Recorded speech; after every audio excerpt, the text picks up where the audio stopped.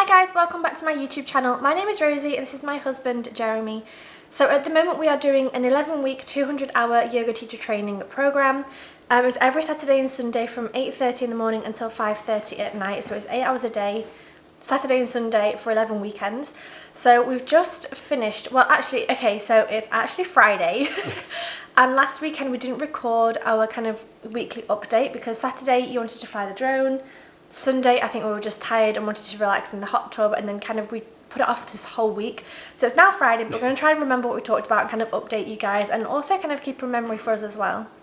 So Saturday we started the day with a yoga practice as always. They like to kind of wake us up and kind of get moving pretty much straight away just so that our bodies are a little bit warmer. So that was good for I can't remember already, it was only a week ago. Well, we went through the warm-ups and some A, some B, everything that we've seen before. And then did we then do flows? Flow one. And then we did flow one on Saturday, which is it's 4 poses that you do when you're in warrior 2. So for example, side angle, Triangle pose, reverse triangle, reverse warrior, and half moon pose. So it was good to kind of go through all of them one by one and again look at like how we do it ourselves, but then also how each other do it and kind of compare that. And something that was really interesting, so we were in a group with somebody else teaching this flow one, and I find it really hard to do half moon pose because my hips get sore, and especially the hip that, say if I'm leaning on my right leg, my right hip gets really painful, and then also trying to open up the other hip and everything. So I do use a block, I kind of lean on a block, which helps. But actually Adrian joined the chat thing because you can kind of come in and out of the different rooms, the breakout rooms they call it. And he told me to go against the wall, and I did it against the wall, and that was kind of game changing because you have something behind you that you know that if you fall back, you're not going to kind of fall over. Yes, you can actually open up properly and feel supported and kind of push yourself a little bit further, I guess, than you would do usually.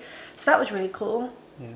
So our homework was to do a warm-up routine that you'd have to teach. So we taught our 5 to 7 minute warm-up, then sun citation A, sun citation B, and then we added on the flow one. Yeah. Which was good, but it's annoying. Sometimes we don't quite have enough time in the breakout rooms. So you and Megan, the girl we were kind of working with that time, managed to do all yours. And then as I was doing the warm-up thing, it said 2 minutes left on like a little chat box thing. So I rushed it. had to rush the end of it. I was like, okay, inhale, do this, exhale, do this, inhale, do this, exhale, do this. So it's kind of, and it's hard for them as well to know like how far everybody's at. But it's also hard for us sometimes if we don't know how long we've got to then make sure that like all 3 of us can teach and also give feedback on the teaching as well. So then on Sunday morning we did chair yoga to start with, which was really interesting because I'd never done chair yoga before, and I think I was actually sore from the day before because like we said, we did a lot of practice on the Saturday. Yeah. So my shoulders were sore, like my shoulder blades at the back there, my shoulders, my hips, like everything was kind of sore already from the day before, and I kind of thought, oh, chair yoga, that'd be nice and easy. It was not that easy. Like I'd be tempted to try it when I'm not in pain because I feel like it would be a completely different experience, but because I was already in pain, like even just lifting my arms up was like painful, so I found it quite hard. Did you find it hard? Because you weren't in pain, were you? No, not hard, just it was really interesting to learn about how to do all the movement that you would do on the standing sequence but around the chair, like how you can adjust all the classic poses to chair yoga. It was quite interesting. Yeah, so she guided us through, like we did a warm, like your wrists and your arms and your elbows and all the rest of it. But then we did a sun salutation. So rather than kind of doing a downward dog, you would just sit on the chair with your legs spread and push back like this, and that was kind of warrior. That was down dog, sorry. Yeah. And then to do upward facing dog, you would push forwards, and then bring yourself up and do a back bend that way. So it was kind of, everything was seated. But that was really cool. And then we did a little bit standing as well, where we kind of used the chair as a support. So we do, for example, like half moon pose. Or like the royal one and stuff like that as well. Yeah. But half moon pose, you can actually lean on the chair, which is obviously a lot higher, or like, I don't know, it was just interesting, wasn't it? Yeah, it's just a good way to do yoga if you have limitations in terms of mobility, how much you can move and how much you can stand and everything. So it was interesting to see all the equivalents of what we know, like normal poses, and the equivalent in chair one. Yeah, and I mean that was not even like that was just how we took a class. We didn't learn how to. Yeah, we didn't go through the poses or anything. Which we're gonna learn later. So that was like kind of introduction for us to just have a little glimpse of what's possible, which was quite cool. Well, it was nice as well. So my dad has really bad balance due to his illness that he's got. So he kind of falls over quite easily. So normal yoga would not be good for him. And then also my mum has had issues with her knees and her shoulders, and obviously my grandma as well is 90 years old. So knowing that you can still do a yoga sequence that is challenging, but it's not a risk at all, was really good.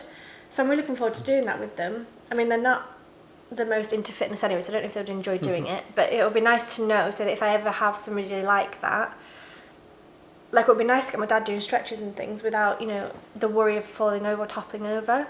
So I found it really... I thought it was cool as well in terms of like moving if you sit on a chair the whole day. Like some basic just stretches that you can literally do like in your lunch break or just when you take a break for 5 minutes on your laptop, you know, I just doing like side stretches, and like you don't need a lot of space, so you can do that from your desk. Which, you know, as we all work from home now when stuck on a chair like 9 hours a day, I thought that was also, it's not just for old people or whatever, I think it can be applied to like workspaces. Also, yeah. So I think there's something that it'd be interesting to learn about it. And then we talked, so that was like the first thing Sunday morning, and then we talked about Yamas and Niyamas, which is basically the code of conduct, I would say, for the yoga community, or like the Buddhism, like whole thing. If I remember, there are historically or philosophically, whatever you name it, 8 limbs. 8 limbs of yoga. And the asana, the posture, is the 3rd one, if I remember. So like the movements are just an 8th of technically what yoga is in the traditional sense of it. Yeah. And like meditation is one of them, and breath work is another one. And the pajama and banana. Yamas and Niyamas. So like the Yamas is things associated to you, right? And then the Yamas is things associated to... What are you doing this for? I'm trying to remember the tree.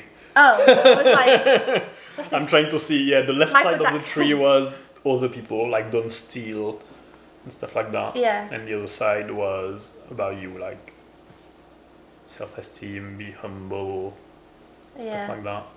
So that was really interesting. But what we did with that was we broke up into breakout rooms again, and we spoke about one specific thing, and we were talking about stealing. But something we spoke about before we did the breakout rooms, was talking about happiness and being content. And we had a really interesting conversation because there was kind of a quote from a book or something that was kind of read out, and it was to do with how the kids in the slums of India were happier than the people that this person saw in New York City. And that caused a little bit of a stir because there was a woman from New York who was saying, well, actually, I don't think that's true because people in New York are happy, and I don't see how you can be happy if you live in the slums of India with nothing, basically was her theory. Yeah. From our experience at least, and we kind of shared our experience, is that people in poor areas tend to be so happy with what they've got because they're so grateful to even have anything, whereas people who have a lot take everything for granted and always want more. So we were saying that, like, when we went to Indonesia, for example, we stayed with a woman who had her kitchen was outside. I don't think she even had a bed or table or anything. Like, everything was, she sat on the floor, she slept on the floor, everything's on the floor, she didn't have furniture. But they were the most giving and happy and friendly people that we've met, and like the kids that we saw at the waterfall were like so happy to see us. And even in Cuba, for example, like another poor place, the people there are so friendly and so happy and loving and giving and everything. Whereas they'll talk to you, and straight away I was like, oh my god, why are they talking to us, what do they want to steal? Like, and straight away I kind of went not a nice way. Yeah, defensive. Yeah, but they were just the nicest people because you don't get that anywhere else. I feel like if somebody in England talks to you, you'd think they were mental. Like, you'd be like, okay. Or they want something. You wouldn't just talk to somebody just because you want to talk to them. So it's interesting to see our different outlooks on this, and how, in our experience, people we've seen in poverty are happier than people who are super rich. But it's all I don't know kind if of... happy is the right word. It's more like they are okay with what they have, and they're grateful for the little that they have. Yeah. When the more we have, the less, I don't know, we always complain. We're never happy with what we have, like, I mean, in general. And it was an interesting conversation as well, because somebody said that, yes, you can be happy with nothing, but then also, how does being content with what you have, but also being, what's the word? Ambitious, and how do they correlate? Like, can you be happy with what you've got but then also want more, or is it best just to be happy with what you've got and not want more? And it was a really interesting conversation anyway, because obviously we're all different people from different parts of the world with different backgrounds and stories and travel experiences and opinions and views and like all the rest of it. So it was a really interesting conversation, I thought. Yeah. And somebody said as well, it's not good to kind of fetishize or glamorize poor people, which I took that as a bit of an attack on us, and I was like, I'm not attacked, like, it's not that I'm fetishizing it, it's just our experience of what we've noticed. But in really interesting conversations anyway. Yeah. And then we did flow 2, where we were learning the poses that you would do from warrior 1. So with warrior 2, your hips are open, whereas warrior 1, your hips are facing forwards. So we did revolved triangle pose, and just triangle pose, right? Pyramid pose. Pyramid pose. I'll get there. I've got them all written down. I just need to go over them. But that one was good as well. So for the pyramid pose, for example, I think it's good that people that are on the program, because there's people of all different skills and different ages. So they randomly picked me and this other girl to kind of show our pyramid pose. No, was the real thing. Oh no, actually. Adrian was like, who wants to be a model? Jeremy was like, me. It was like, right, Rosie, you can model. I was like, fuck you, Jeremy, because I was tired already from the day before. And then because we've been practicing and teaching, my hips were sore and I was just in pain. And I was like, fuck you, Jeremy. I need to tell him that. I didn't tell him. Jeremy loves to volunteer me. Thanks for that. I wanted to do it. I didn't volunteer you. I can do that. Anyway, so I got up there, and the first girl. So pyramid pose, basically, I'll put a picture here in case you don't quite know. So you have your hips facing forward, your legs straight, and you lean all the way over. And the first girl that did it basically got her head on her feet, and she was bent all the way over, and she had her hands all the way back. And it was like, oh my god. And then compared to me, who it's was... like... Yeah. Okay. But it was interesting. We spent some time on it, because I feel like I thought you had to be, curved spine just to try and get as far down. But actually he was saying have a flat back. So I had to have 2 blocks underneath me on each arm, so that my legs weren't tight and my back wasn't tight, and squaring the hips and flattening the back and sucking in your ribs and doing all these, like, it's... Not locking the knees. Not locking the knees. Because it's interesting, when you're doing a pose, it might feel right or it might feel wrong, whereas looking at a pose, it might look right or it might look wrong. So from what I was doing naturally, is completely not what I should have been doing. Like, it's hard to say right and wrong, because we're being taught, accessible yoga and whatever just feels best. But I guess it's like the way that they're showing me is best for my body. You don't notice what sometimes you do incorrectly. Yeah. Even with your down dog, like, now you're correcting yourself, Yeah, automatically I go into my natural down dog, and then I think, oh no, I have to do this instead. So I bend my knees and lift my hips and suck in here and there, and like it's interesting. Yeah. And something I'm learning as well is, so even with my warrior 1, actually, I was in warrior 1 and said, okay, actually stop there a second, we're going to get people to comment and think, say what they think. And about 3 people said, tuck in your tailbone, push your bum down, suck in, and I was like, I can't do that. I still can't do that. Like, I cannot do it. Like, I don't know what you're asking me to do, because I just physically couldn't move that part of my body. Yeah. But then Adrian got Jeremy to come up to me and like place his hand on my lower stomach and press in. And then by feeling Jeremy pressing in there and me realising, okay, I need to tense because people say tense your core and you don't really know what that means. So tensing my core and almost breathing in, but by doing that it made my lower back flatten out. Yeah. So it was really interesting to see how he can get his head around it, because like they said to me, do this. I was like, I can't do it. Okay, rather than saying do that, let's change the vocab. Instead of tucking your tail, push in from the stomach, and that flattened my back out, if that makes sense. So it's really interesting how Adrian just kind of knows how bodies work and how to. He's got 20 years of practice, and we have 3 weekends. Yeah, no, but it's good that it's not just like, oh, she can't do it, never mind, move on. Yeah. It's like, no, you need to learn how to. What other part of your body can you move to make an adjustment there? Yeah. Because it's all connected at the end, so. So it's really interesting. I like the fact that we're not all like super flexible, all at the same stage of yoga, or otherwise all like me. I think it's interesting that we've got somebody who can do the one extreme and then me doing the other extreme. Yeah, it's like in the morning on Saturday when I was like teaching you and Megan.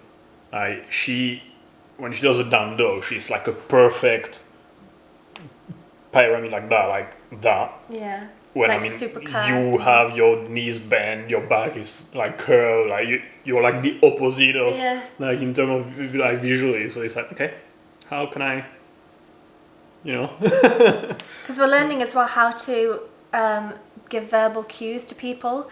So he's encouraging us not to touch people because that can be kind of triggering, or you could push them too far and it could hurt them.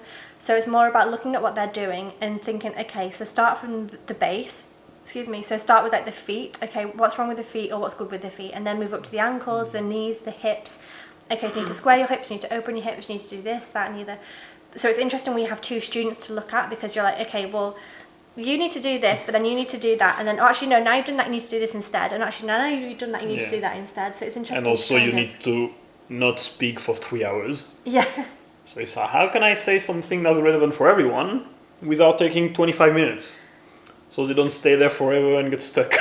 Okay. We talked a lot about that, didn't we? About verbal cues. Yeah, with stotting. Yeah, so we're getting there. Harder than it sounds, but. So then, actually, on Wednesday we we taught each other about a half an hour routine. So we did a warm up, sun salutation A, sun salutation B, flow 1 and flow 2, and it's good. It's getting there because it's. To do it again. It's interesting because we did 1 weekend of anatomy and 2 weekends of yoga, so it's only really been 32 hours of yoga. 6 days? 4 days. Because we did... Oh yeah, the anatomy, sorry. Yeah, 2 weekends, yeah. So it's been 32 hours of yoga, which sounds like a lot actually, but it doesn't feel like a lot. It's only 2 weekends. Yeah, out of the 200 hours is not much. Yeah. So we've not really been doing it that long, but the amount that we've learned and developed and changed and grown already is crazy. Like I used to do these funny like yoga with Rosie, and before we started, and I'd start in down dog, and we'd be like, okay, so put your right foot here and do that pose where you twist around. Oh, and then now we're going to put your hand here and do a plank pose. And then now we're going to, like, I was just randomly doing poses that I wanted to do. There was no sequence, there was no routine. I didn't know the names of the postures. I was getting my left and right mixed up, and it was just funny, wasn't it? Yeah. Whereas now, it's like, okay, I know that you need to spend at least 5 minutes warming up the body, and then you need to start with a sun salutation A. Well, not necessarily you have to do that, but it's just that's the way it's being taught at the moment. I'm sure it might change afterwards. But it's interesting how much we've learned. It's more like to create some heat in the body and get some movement going. Yeah, but not just you should do it. Not just do like a back bend in the first 5 minutes. It's dangerous. Yeah. So it's interesting learning about all that and being able to give the verbal cues and being able to look at somebody's body and see what could be adjusted slightly. And also we're cautious about the words that we use as well. You can see that we're kind of a little bit tentative when we say words about being right or wrong or... So yeah, it's good. It'd be interesting. Like, I'm looking forward to... Like, it'll be interesting if we ever teach groups. And also, if you teach individuals, it'd be different. Because obviously, with an individual, you can tailor it completely to their body and their needs and the way that they move. Whereas if you teach a group, you just need to make generalised cues and statements to help kind of everybody. So we can now teach a 30-minute class. I think this weekend we're going to learn about a couple more sitting postures, I think, and then maybe closing out the sequence. Down, so hopefully by the end of this weekend we should be able to teach roughly an hour class. Well, we should, because from the weekend after we're going to start teaching. Yeah. So, in small groups, so, yeah. Yeah, it's good. We're enjoying it. It's nice to learn. It's nice to do it together as well. Yeah. I think it's good that we can teach each other and practice at home, and we're both interested and we can both talk about it and have our opinions, and like it's nice doing it together. Yeah, it's practical. Yeah. Well. So I think that's the kind of update for week 3. Like I said, we're going to be doing this every week, so I'll try and record on Saturday and Sunday this weekend and try not forget. We kind of Jeremy wanted to fly his drone, and then we were just knackered on Sunday and watch football. Yeah. So we'll try and keep it up to date anyway. But I really hope you enjoyed this video. Let us know in the comments below if you are doing a yoga teacher training, or if you've done it before, or if you would like to do it. Ask us any questions that you have. Yeah, that's all for this video. Thank you so much for watching, and we will see you very soon. Bye. Bye.